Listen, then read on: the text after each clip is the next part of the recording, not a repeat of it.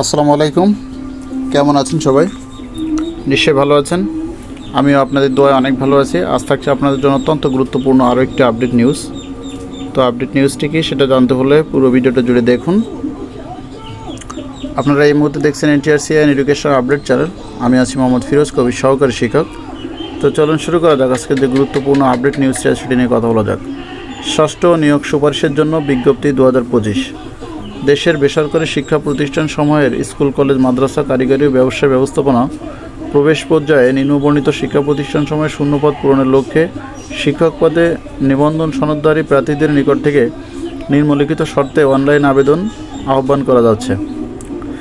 শূন্যপদের বিবরণে দেখা যাচ্ছে স্কুল, কলেজে এমপিও পোস্ট আছে 46,211টি, মাদ্রাসাতে এমপিও পোস্ট আছে 53,501টি, কারিগরি ও ব্যবসা ব্যবস্থাপনা প্রতিষ্ঠানে এমপিও পদ আছে 1110টি। মোট 1,08,822টা 1,822টা শূন্যপদের পদভিত্তিক তালিকা এবং আবেদন ফর্ম এনটিআরসির ওয়েবসাইট www.ntrc.gov.bd এবং টেলিটক বাংলাদেশ লিমিটেডের ওয়েবসাইটে http://ngi.teletalk.com.bd-তে 22 জুন 2025 তারিখ বেলা 12টায় প্রকাশ করা হবে। একই তারিখ ও সময়ের পরে আবেদন করা যাবে।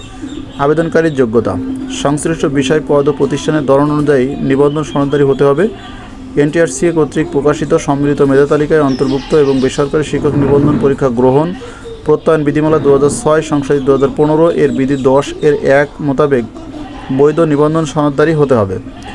মাধ্যমিক ও উচ্চ শিক্ষা বিভাগ এবং কারিগরি মাদ্রাসা শিক্ষা বিভাগ থেকে জারিকৃত সর্বশেষ জনবল কাঠামো ও এমপিএর নীতিমালা অনুযায়ী কাম্য শিক্ষাগত যোগ্যতা সম্পন্ন হতে হবে। কাম্য শিক্ষাগত যোগ্যতার বিবরণ এনটিআরসির ওয়েবসাইট ষষ্ঠ নিয়োগ সুপারিশ বিজ্ঞপ্তি নামক সেবা বাক্সে পাওয়া যাবে। মাধ্যমিক উচ্চশিক্ষা বিভাগ শিক্ষা মন্ত্রণালয়ের স্মারক নম্বর এত মোতাবেক কোনো মহিলা কোটা থাকবে না।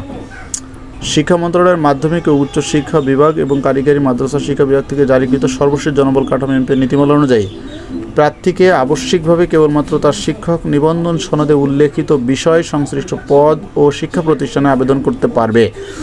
আবেদনকারী মিথ্যা তথ্য প্রদানের মাধ্যমে আবেদন করলে এবং তদনুযায়ী নিয়োগ সুপারিশ প্রাপ্ত হলে উক্ত সুপারিশ বাতিলসহ তার বিরুদ্ধে আইনানুগ ব্যবস্থা গ্রহণ করা হবে। আবেদনকারীর বয়স: 4 জুন 2025 ইংরেজি তারিখে 35 বছর বা তার কম হতে হবে।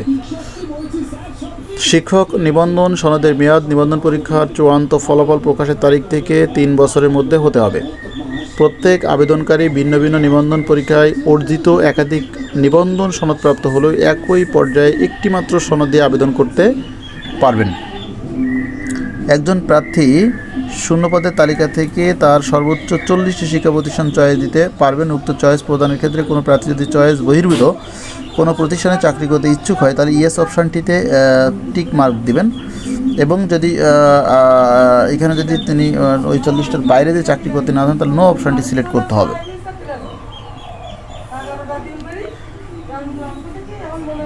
প্রার্থীর আবেদনে বর্ণিত চয়েসের প্রেক্ষিতে প্রার্থীর পদভিত্তিক মেধাক্রম পছন্দক্রম অনুসারে ফলাফল প্রসেস করা হবে। কোনো প্রার্থী তার চয়েস অনুযায়ী কোন প্রতিষ্ঠানে নির্বাচিত না হন এবং তিনি যদি আদার অপশন ইয়েস ক্লিক করে থাকেন সেক্ষেত্রে শূন্যপদ থাকা সাপেক্ষে প্রার্থীর মেধাক্রম বিবেচনা করে দেশের যে কোনো শিক্ষা প্রতিষ্ঠানের নিমিত্তে ফলাফল প্রসেস করা হবে। কোনো প্রার্থী যদি স্কুল, কলেজ উভয় পর্যায়ে সনদ থাকে, তিনি যদি উভয় পর্যায়ের পদে আবেদন করেন তাহলে প্রথমে তাকে কলেজ পর্যায়ে বিবেচনা করা হবে। কলেজ পর্যায়ে নির্বাচিত না হলে স্কুল পর্যায়ে তাকে বিবেচনা করা হবে। একটি পর্যায়ে আবেদনকারীকে নির্ধারিত 1,000 টাকা ফি প্রদান করতে হবে। নির্ধারিত ফি পরিশোধ না করলে আবেদনটি বাতিল বলে গণ্য হবে। সংশ্লিষ্ট নিবন্ধন পরীক্ষায় আবেদনে প্রার্থীর ব্যবহৃত ছবি ডাউনলোড করে আবেদন ফর্মের নির্ধারিত স্থানে আলাদাভাবে কিন্তু অ্যাটাচ করতে হবে। অনলাইনে আবেদন ফর্ম পূরণ ও ফি জমা দেওয়া সংক্রান্ত নিয়ম টেলিটক বাংলাদেশ লিমিটেডের ngi.teletalk.com.bd ওয়েবসাইটে স্বতন্ত্রভাবে প্রদর্শন করা হয়েছে। পুলিশ ভেরিফিকেশন ফর্ম: প্রত্যেক আবেদনকারীকে অ্যাপ্লিকেশন ফর্ম পূরণের সময় পুলিশ ভেরিফিকেশন ফর্মটি যথাযথভাবে পূরণ করতে হবে, নতুবা তার আবেদন ফর্মটি বাতিল বলে গণ্য করা হবে। ইন্ডেক্সধারী বা এমপিওভুক্ত কর্মরত শিক্ষকদের আবেদন সংক্রান্ত নির্দেশনা: মাধ্যমিক ও উচ্চশিক্ষা বিভাগের স্মারক নম্বর এত অনুযায়ী জারিকৃত পরিপত্রের 7 নম্বর অনুচ্ছেদ মোতাবেক কর্মরত শিক্ষকগণের ক্ষেত্রে সমপদে নিয়োগ সুপারিশ পুনঃ আবেদন বিবেচনা করা হবে না। তবে কর্মরত পদ ব্যতীত অন্য কোনো উচ্চতর পদ বা নিম্নতর পদের জন্য এনটিআরসি এর প্রত্যয়নপত্র থাকিলে ইন্ডেক্সধারী শিক্ষকগণ উক্ত অন্য পদের জন্য আবেদন করতে পারবেন।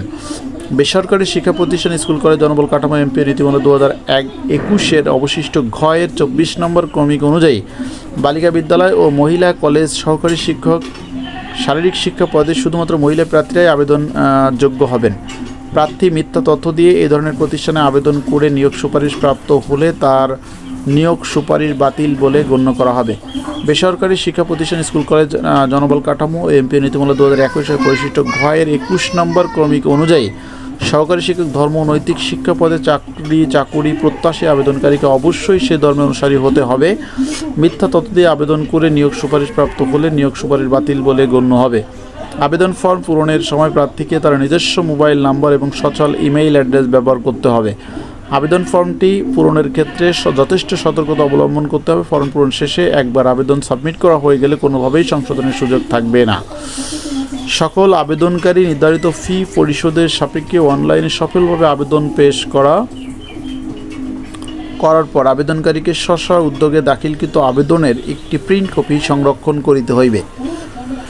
আবেদন ফি প্রদানের তারিখ এবং সময়, ই অ্যাপ্লিকেশনের ফর্ম পূরণ ও ফি জমা দেওয়ার শুরুর তারিখ ও সময় 22 জুন 2025 খ্রিস্টাব্দ দুপুর 12 ঘটিকা শেষ তারিখ ও সময় পর্যন্ত অপেক্ষা না করে অ্যাপ্লিকেশন ফর্ম সাবমিট করার পরবর্তী 72 ঘন্টার মধ্যে ই অ্যাপ্লিকেশন ফি জমা দিতে হবে। ই অ্যাপ্লিকেশন জমা প্রদানের শেষ তারিখ ও সময় 10 জুলাই 2025 দিবাগত রাত 12 ঘটিকা এবং যে সকল প্রার্থী শেষ সময় আবেদন করার ফলে অ্যাপ্লিকেশন আইডি পাওয়া সত্ত্বেও নির্ধারিত সময়ের মধ্যে টাকা জমা দিতে পারবেন না, তাদেরকে আগামী 13 জুলাই 2025 খ্রিস্টাব্দ তারিখে দিবাগত রাত 12 ঘটিকা পর্যন্ত SMS-এর মাধ্যমে ফি জমা দেওয়ার সুযোগ দেওয়া হবে। প্রাপ্ত আবেদনসমূহ শূন্য পদের চাহিদা অনুযায়ী প্রতিটি পদের বিপরীতে প্রার্থীদের পছন্দ ও মেধার ভিত্তিতে একজন করে প্রার্থী নির্বাচন করা হবে এবং প্রার্থী সংশ্লিষ্ট প্রতিষ্ঠানকে অবহিত করা হবে। নিয়োগ সুপারিশে বর্ণিত সময়সীমার মধ্যে যদি কোনো প্রতিষ্ঠান সুপারিশকৃত প্রার্থীকে নিয়োগপত্র প্রদানে ব্যর্থ হন, তবে জনবল কাঠামো এমপি নীতিমালা অনুযায়ী ওই সকল প্রতিষ্ঠান প্রদানের এমপি স্থগিত, বাতিলকরণ এবং ম্যানেজিং কমিটি গভর্নিং বডি বাতিলকরণের জন্য প্রয়োজনীয় ব্যবস্থা গ্রহণ করা হবে। প্রতিষ্ঠান প্রধান কর্তৃক দাখিলকৃত শূন্য পদের চাহিদা সংশ্লিষ্ট উপজেলা মাধ্যমিক শিক্ষা অফিসার, জেলা শিক্ষা অফিসার এর মাধ্যমে সংগৃহীত হওয়ায় ভুল চাহিদাজনিত কারণে নিয়োগ সুপারিশের কোনো জটিলতার জন্য এনটিআরসি দায়ী থাকবে না। মামলা আইনগত কোনো জটিলতার কারণে অনলাইনে প্রকাশিত বিজ্ঞপ্তির কোনো পদে নিয়োগ প্রদান সম্ভব না হলে বর্ণিত কারণে জন্য এনটিআরসি দায়ী থাকবে না। এই গণবিজ্ঞপ্তির যে কোনো সত্য প্রকাশিত বিজ্ঞপ্তি এনটিআরসি যে কোনো সময় সংযোজন, বিয়োজন, পরিবর্তন এবং স্থগিতের অধিকার সংরক্ষণ করেন। তো এই ছিল এখনকার মতো আপডেট তথ্য। তো ষষ্ঠ গণবিজ্ঞপ্তি প্রকাশিত হয়ে গেছে। যদি আর কোনো তথ্য আপনাদের জানার প্রয়োজন হয় অবশ্যই আপনারা কমেন্টস করে জানাবেন। ধন্যবাদ সকলকে সাথে থাকার জন্য। আসসালামু আলাইকুম।